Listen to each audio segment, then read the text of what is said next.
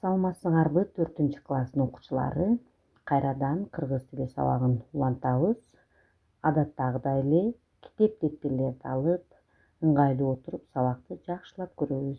Китебибиздин 49-50 беттерин ачабыз. Балдар, мурунку сабагыбызда айылдагы эмгек тууралуу маалымат алганбыз.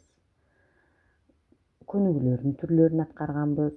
Ал эми бул сүрөттөрдү карап, бүгүнкү сабакта эмнелер жөнүндө билебиз? Ойлонуп көрөбүз. Бүгүнкү сабагыбыз кайсы темада болот? Өз алдыңарча ойлонуп көргүлөчү. Мен туура таптыңар деп ойлоймун. Дептерибизди ачып, бүгүн 7-айнын 17-си. Бүгүнкү сабагыбыздын темасы бул Шаардагы эмгек. Ал эми грамматикалык темасы эмне кылат, эмне кылышат. Бүгүнкү сабакта жаңы сөздөрдүн маанисин түшүнөсүңөр, чакан тексттерди окуйсуңар, шаар эмгеги менен таанышасыңар, ой жүгүртүүңөрдү кабыл алууңарды жакшыртасыңар. Эмесе сабактын темасын, максатын билдик, анда бүгүнкү сабагыбызда колдонулуучу жаңы сөздөр менен таанышып алсак. Жаңы сөздөрдү окуйбуз жана кайталайбыз. Ишкана, ишкана, предприятие, таштанды, таштанды, мусор, мусор, тигүү цехи, тигүү цехи, бул жерде ар кандай кийимдер тигилет, швейный цех.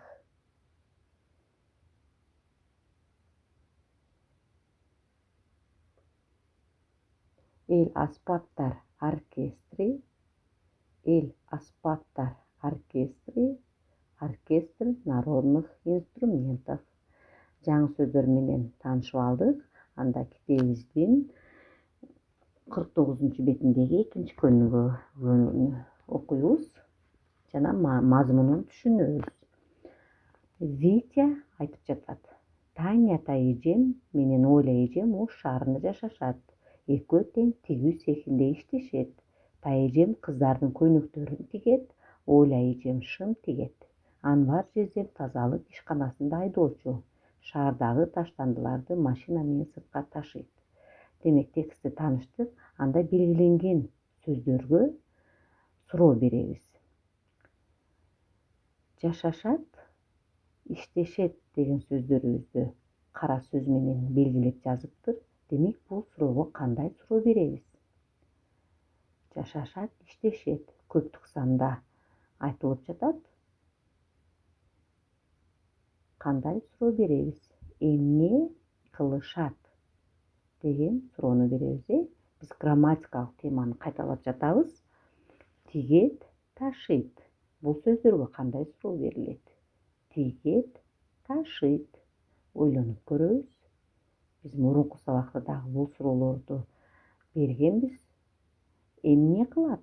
Тигет, эмне кылат? Ташыйт. Азыр Айгүлдүн тексти менен таанышабыз. Мурат байкемдер Бишкекте турушат. Ал искусство институтун бүтүргөн. Азыр Чыңгыз Айтматов атындагы Орус драма театрында артист. Алина жеңем эл аспаптар оркестринде комузчу. Демек, Айгүлдүн тексти менен да тааныштык. Анда ушул эки тексттин негизинде катасын тап, ойноо аркылуу сүйлөмдөрдү тууралап жазабыз. Демек, берилген сүйлөмдөр туурабы, туура эмеспи?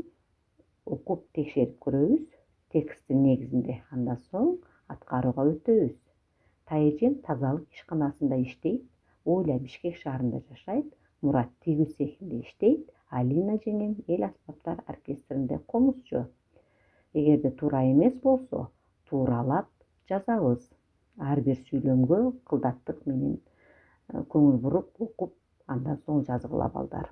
Андан кийин 4-көнүгүүнү карагыла. Бул 4-көнүгүүдө балдар берилген сөз ор-ордуна жайгаштыруу менен сүйлөмдөрдүн туура структурасын түзөбүз. Демек бул чачылган сөздөрдү биз сүйлөм түзүшүбүз керек. Көчөсүндө тигүү элебаев цехи. Көчөсүндө тигүү элебаев цехи. Чачылган сөздөрдү жыйнайбыз. Биз эгер башаламандыкты жоюп чачылган сөздү жыйнаганыбызда тигүү цехи элебаев көчөсүндө деген сүйлөм келип чыкты. Кийинки сүйлөмдү карайбыз. Эл оркестринин концерти аспаптар болот филармонияда. Эл оркестринин концерти аспаптар болот филармонияда. Сүйлөм курайбыз. Сүйлөмүбүз филармонияда эл аспаптар оркестринин концерти болот. Балдар, эсиңерге туткула. Кыргыз тилиндеги кана мүчөсү бул сөз жасоочу мүчө. Мисалы, ишкана, китеп, китепкана, дарыкана. Сөздөн дагы жаңы сөз жасап жатат. Зататоштон зататошту жасады. Балдар, эгерде бүгүнкү сабактан маалымат алган болсоңор, анда көнүгүүлөрдү аткарууга өткүлө. Экинчи көнүгүүдөгү ката сынтап оюну аркылуу сүйлөмдөрдү тууралап, туурасын жазгыла. Андан кийин 4-көнүгүүдөгү берилген сөз тизмеги